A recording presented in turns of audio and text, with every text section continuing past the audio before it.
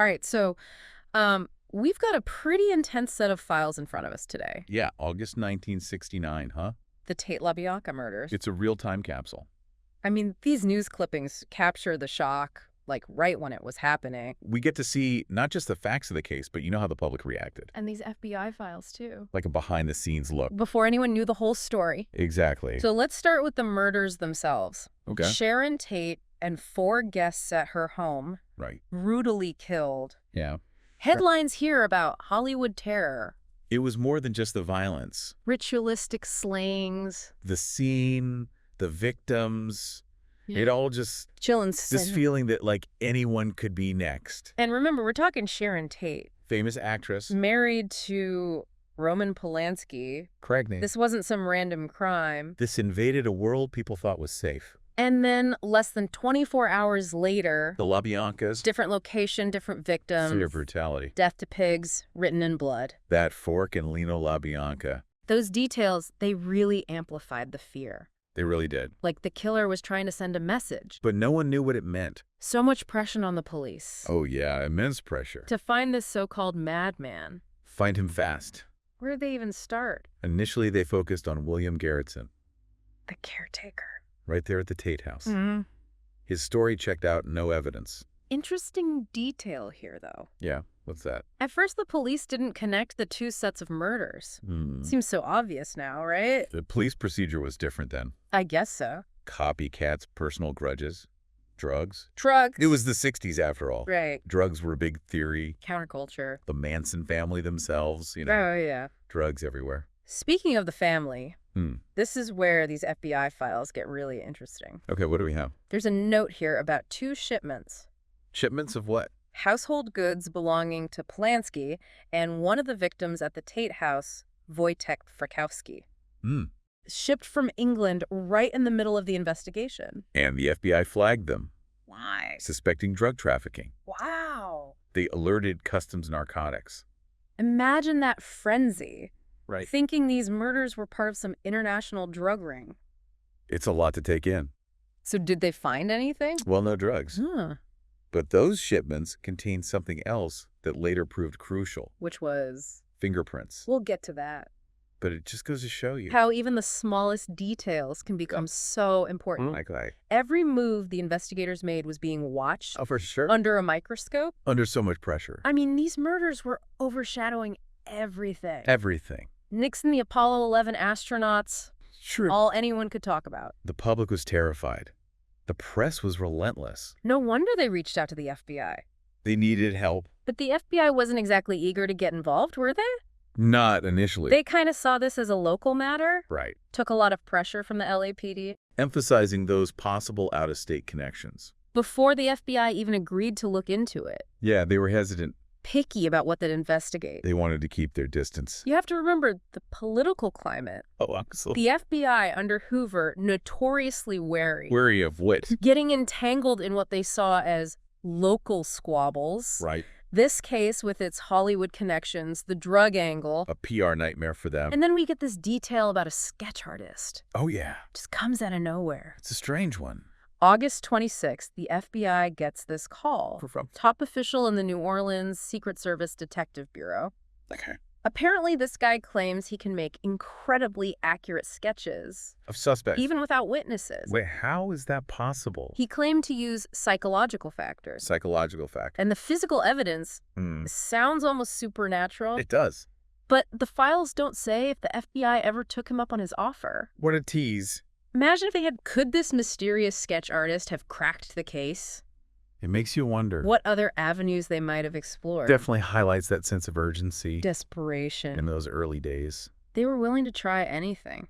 Anything. Even something that sounds pretty out there. Yeah, but let's remember where we are. Okay. The investigation is still a mess. No clear suspects. And a killer or killers still on the loose. And all of this. All of this. Before Charles Manson's name even enters the picture. That's right. We've seen the initial horror, The early theories, the pressure, But the real story? the one that would shock the world, Yeah. it's just beginning to unfold. Last time we left off, the investigation was just a mess. Dead ends, pressure. No clear suspect. But the killer or killers, Still out there. the public was on edge. That randomness, the brutality. That feeling anyone could be next. And then this name emerges. A name that would forever be linked to this case. Charles Manson. And with that, the focus shifts. From a wide net to This strange, unsettling group. the family. The family. Sounds almost harmless. Right. Cozy, even. But the reality was anything but. Yeah, so how did they even connect Manson to these horrific crimes? It wasn't a sudden thing. Like a bolt out of the blue? More like piecing together a puzzle. Each piece revealing something darker and darker. Exactly. Okay, so walk us through it. All right, so What were some of those early pieces? that led them to Manson. And his followers? Well, one key piece came with the arrest of Susan Atkins One of the family members. for a completely unrelated murder. Another murder. The killing of musician Gary Hinman. This case just gets more and more complex. It does. So what happened? Well, while in custody, Atkins bragged. to a cellmate about the Tate murders.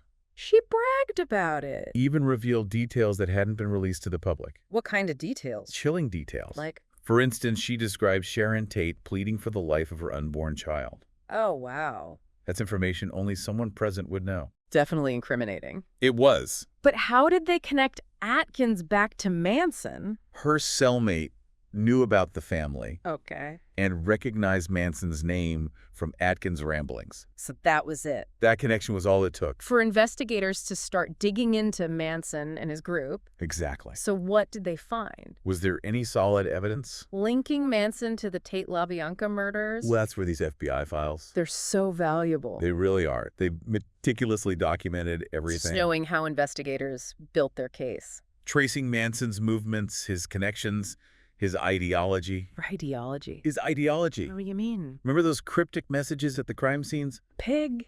Death to pigs. They weren't random. You were? They were rooted in Manson's twisted philosophy. Okay, this is sounding less like a gang. And more like, Oh, exactly.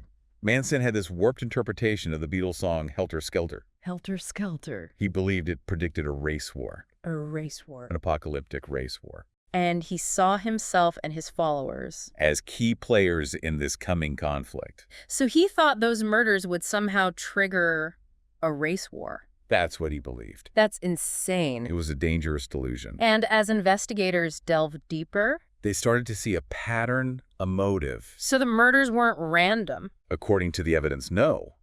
They were planned.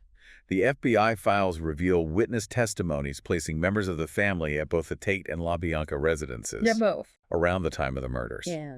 And some witnesses even described overhearing conversations, Conversations about. plans being made. So they had witnesses placing them at the scene. They did. But were any of those witnesses from inside the family? Did anyone turn on Manson? Exactly. Yes, a few members did. They did. Disillusioned with Manson, Started cooperating. they provided crucial details, About planning the execution, a hierarchy, how Manson controlled his followers, manipulation, coercion. all of it. Chilling to think about the power he had. It really is. But what about physical evidence? Was there anything directly linking Manson himself to the crime scenes? Right. Not directly, no. But remember those two shipments we talked about? The ones belonging to Polanski and Frykowski. Yeah. The international intrigue Exactly. the FBI thought might contain drugs. Right. Wow. They turned out to be a dead end for narcotics. Mm-hmm. But they held something else that proved critical. What was that? Fingerprints. Fingerprints. And not just any fingerprints. Whose were they? They belonged to several members of the family. Including Charles Tex Watson, one of Manson's most devoted followers. one of the most devoted. So even though Manson wasn't physically present at the murders, They had his followers' fingerprints. directly tied to the victim's belongings, Yeah. and his ideology seemed to be the driving force. The picture was becoming clear. This wasn't random. This was a calculated, albeit insane, plan. Orchestrated by Charles Manson. And it was only a matter of time. Before they found the final piece of the puzzle, What was that final piece? the murder weapon. Of course, the murder weapon. Where did they find it? Hidden in the backyard. Oh. A house where Manson and his followers had been staying. Huh? A .22 caliber revolver. Same type used in the murders. The same type. Talk about a smoking gun. Hey. Yeah. They had him, right? Mode of witnesses, murder weapon. Open and shut. Not so fast. Not so fast. This case was far from over. Really? Manson remained a master manipulator, even from behind bars. So even with all the evidence stacked against him... His reign of terror wasn't over. Whoa, hold on. You're saying this story gets even wilder? Oh, yeah. Just wait until you hear what happens during the trial. The trial. It was a spectacle unlike anything the world had ever seen. Okay, so we've got Manson behind bars. Evidence piling up sounds like an open and shut case. You'd think so, But you said the trial was where things got really crazy. that's when the real spectacle began. So he didn't just, sit there quietly and Got it all. let his lawyers handle things. He was disruptive. Carved an X into his forehead. An X. Yeah, urged his followers to do the same. Oh. Trying to shock, intimidate, control the narrative. And his followers, they were on trial too. Yeah. What were they like? Completely under his spell. Echoing his claims of innocence, giggling during testimony. Giggling. Threatening the jury. It was chilling to see the depth of their indoctrination. How they just surrendered their free will. To Manson. Did any of them express any remorse? Some, like Susan Atkins, initially expressed regret, but then recanted their statements, claiming they were manipulated. By the police. Others remained fiercely loyal to Manson, defended his every word. It's just a stark reminder It is of the power of cults and belief. the complexities of that kind of psychology. Terrifying to think how vulnerable people can be, To that kind of manipulation. especially in the hands of someone like Manson. So charismatic and ruthless. So what happened? What was the verdict? Well, the jury deliberated for a little over a week, returned with guilty verdicts for Manson and all his followers. On all counts. A major victory. Huge relief, I bet. For the victims' families, for the community living in fear. But what about sentencing? What happened to them? They were all sentenced to death. Death? But later, when California abolished the death penalty, Their sentences were commuted. to life in prison, And he remained a notorious figure, giving interviews, writing letters. maintaining a following even from prison. Wow. Died in 2017. After spending over 40 years incarcerated. That's right. What a journey. It is, isn't it? From the chaos of the investigation to the courtroom drama. This case has it all. Murder mystery, a glimpse into the dark side of human nature. What stands out to you? I think it's the enduring fascination with Charles Manson. It's understandable he was a monster, A manipulator. but he also represents something bigger.